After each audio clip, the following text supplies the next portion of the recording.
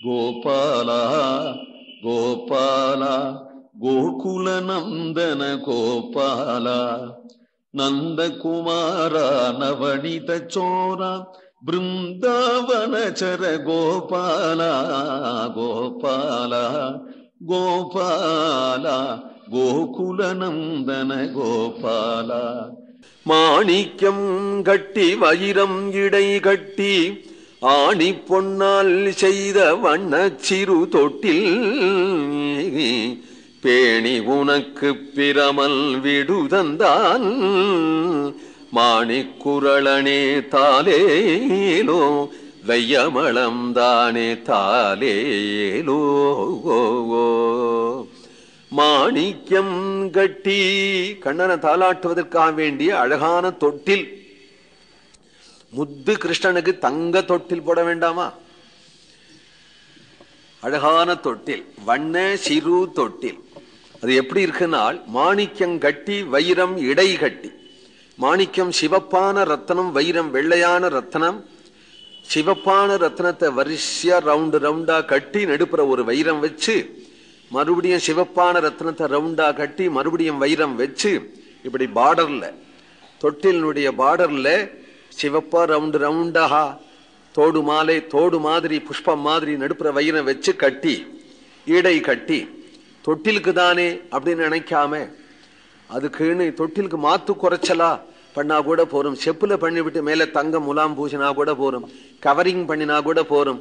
அப்படின்னுலாம் இல்லாம ஆணி பொன்னால் செய்த அதுக்கு மாத்துல எவ்வளவு மினிமம் உண்டோ. பொதுவா நாம் சொல்றோம் பத்தரை மாத்து அப்படிங்கிறோம். பத்தரை மாத்துக்கு மேல கூட மாத்து இருக்குமோ என்னவோ.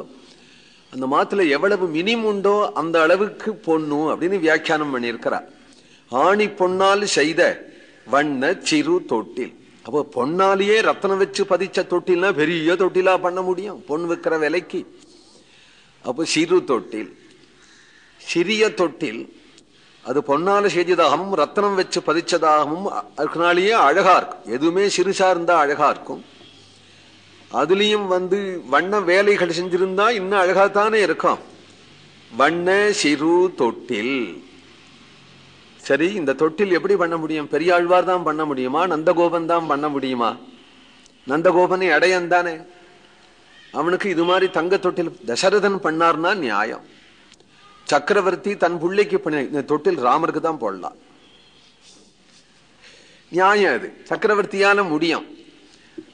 ஆனால் இவனால நந்தகோபனோ கோனார் அவன் இது மாதிரி தொட்டில் பண்ணா, தொட்டில் யாராவது பண்ணி கொடுத்தானா கூட வச்சுக்க இடம் இல்லையா அவன்கிட்ட, திருட்டு போயிடும்.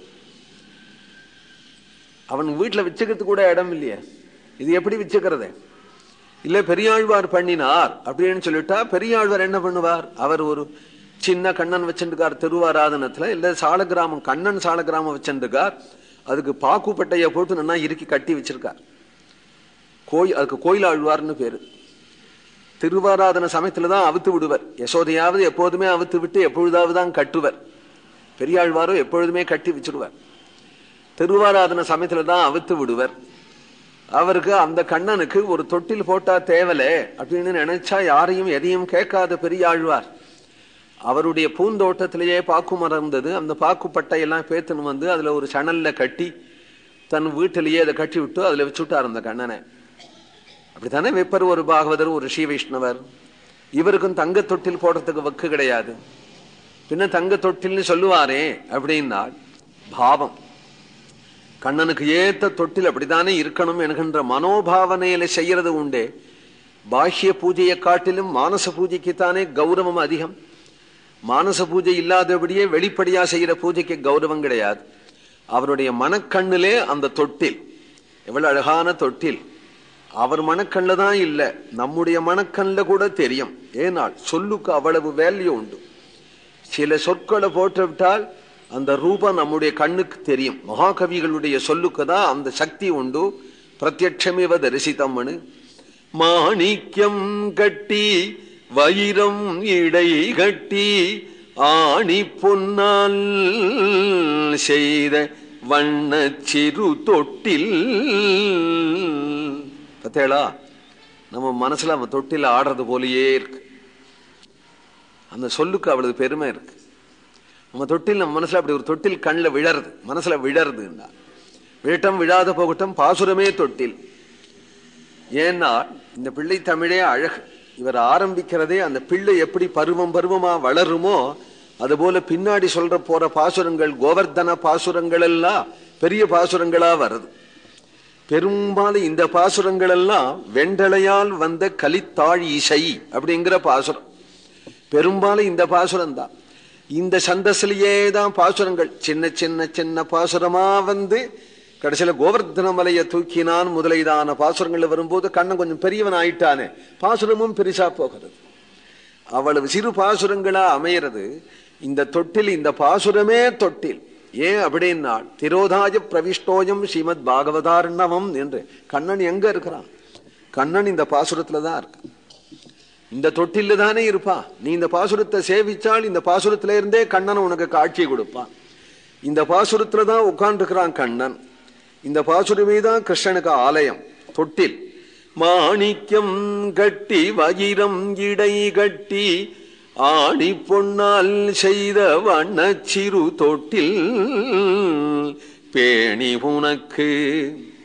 எதுவுமே தெரியாம ஒரு சம்பவம் நடந்துட்டானா தெய்வாதீனம்னு சொல்லுவோம், தெய்வாதீனம்னு சொல்லுவோம்.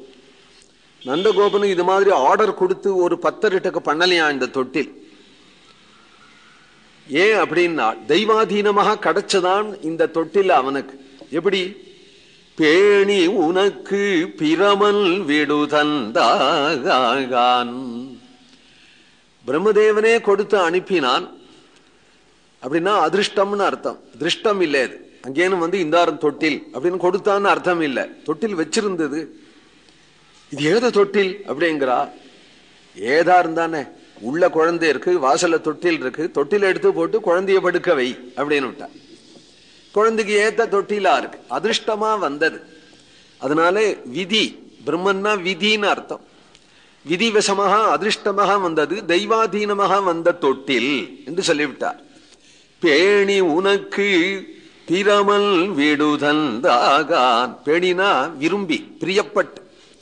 பிரம்மதேவனே பிரியப்பட்டு கொடுத்தான் இந்த தொட்டிலை அப்படின்னு சொல்லுவானேன்னா இது தொடங்கமா இந்த 10 பாசுரமே தொட்டில் பாசுரம் தான். ஒவ்வொருத்தர் கண்ணனுக்கு ஒவ்வொன்னு கொடுக்கிறான். பிறந்த குழந்தைக்கு, குழந்தை பிறந்திருக்கு அப்படின்னா உடனே குழந்தைக்கு பந்துக்கள்லாம் குழந்தைய பார்க்க வருவா. அருமையா பிறந்த குழந்தைய பார்க்க வந்து அதுக்கு ஒரு காப்பு வாங்கி கொண்டு வருவா. சில பேர் வெள்ளி கிண்டி பண்ணிட்டு வருவா.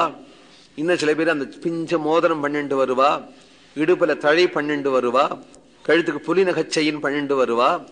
கொண்டைக்கு கொண்டையில வந்து முத்து கொண்டை கொண்டு வருவா. இப்படி விருப்பப்பட்டு ஒவ்வொருத்தரும் ஒவ்வொன்றும் வெறுங்கையா குழந்தைய பார்க்க வருவா. அவரவர்கள் முடிஞ்சவரை எல்லாம் பண்ணிட்டு வந்து குழந்தைக்கு ஒரு சம்மானம் கொடுப்பா இல்லையா? அப்படி சம்மானம் பண்ணும்பொழுது ஓதி விடுறது உண்டு இல்லையா? ஓதி விடுவார். இன்னார் இதை பண்ணினாள், இன்னார் இதை பண்ணினாள் அப்படின்னு ஓதி விடுறது. அநேகமா பிராமணால் தான் ஓதி விடுவா. யார்? பிராமணர் நாள். பட்டபிரான் தான் பூர்ணமா வேதத்தை அத்தியனம் பண்ணவராகிய பெரியாழ்வார் இப்பொழுது நம்ம சின்ன கண்ணனை தொட்டில போட்டு விட்டு அவருக்கு யார் யார் என்னென்ன சம்மானம் பண்ணிட்டு வந்தாரோ அது எல்லாத்தையும் இந்த தொட்டில் பிரம்மதேவன் கொண்டு வந்தார் என்று தொடங்கி ஓதி விடுறாராம் அவர். பேணி உனக்கு பிரமல் விடுதந்தாகான். உனக்குன்னா கண்ணனுக்கு. கண்ணா, உனக்கு பிரம்மதேவன் கொண்டு வந்திருக்கிறார். மாணிக்குரளனே தாலேலோ வையமளம் தானே தாலேலோ. உலகத்தையே அளந்தவனே உனக்கு தாலேலோ. உலகளந்தானுக்கு எப்படி தொட்டில் போடுறது? உலகளந்தானுக்கு எப்படி தொட்டில் போடுறது? வையம் அளந்தவனுக்கு அவ்வளவு பெரியவனான்னா இருப்பார் அவர். பெரிய பெருமாளுக்கு எப்படி தொட்டில் போடுறது? தொட்டில பெருசா பண்ணிடுவோம். தொட்டில பெருசா பண்றதுக்கு அடேப்பா எவ்வளவு தங்கம் வேணும்? இதுவோ ரத்தன தொட்டில், முத்து தொட்டில், அதுக்காக வேண்டி குழந்தை. அடாடா, குழந்தை பெருசா போயிடுத்தே, தொட்டில் சின்னதா போயிடுத்தே. தொட்டில வேணா பெருசு பண்ணி விடலாமா? தொட்டில பெருசா பண்ண முடியாது. இதுவோ ஆணி பொன்னால் செய்த வண்ணச்சிறு தொட்டில். அப்ப பெரிய குழந்தைய சின்னதா பண்ணணும். குழந்தைய குட்டி கிட்டி சின்னதா பண்ண முடியுமோ? ஆனா இந்த குழந்தை பிராகிருதமான குழந்தை இல்லை. பெருசாவும் இருக்கும், திடீர்னு சின்னதாவும் போயிடும். சின்னதாவும் இருக்கும், திடீர்னு பெருசாவும் போயிடும். லேசாவும் இருக்கும், திடீர்னு கணக்கும். கனமா இருக்கும், திடீர்னு லேசா போயிடும். இது விசித்திரமான குழந்தையா இருக்கிறதுனால குழந்தைக்கு ஏத்த தொட்டில்னு போகி தொட்டிலுக்கேத்த குழந்தையா ஆகு அப்படிங்கிறார். வையவளந்தானே தாலேலோ என்று சொல்லிவிட்டு மாணிக்குரளனே தாலேலோ